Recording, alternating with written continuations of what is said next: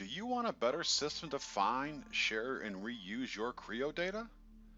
Active Workspace provides Creo users an intuitive user experience that delivers direct access to the breadth of powerful product lifecycle management capabilities in Teamcenter. You have seamless access to Teamcenter, so all the rich information in PLM is immediately available. For example, you can find what you need, participate in change processes and workflows, reuse parts and components, and see how designs are tied to requirements. Let's take a closer look.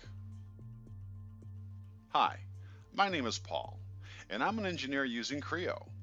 For the first time, I can participate in my company's engineering change process without having to leave my Creo session.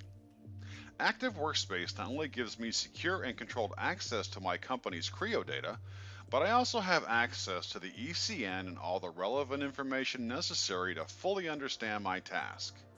In just a few clicks, I can easily review the ECN details, the affected parts, and any non-CAD data that provides supporting information on the change. I can even review the details on the overall status of the ECM process. Active Workspace makes it straightforward to locate the exact parts I need to work on.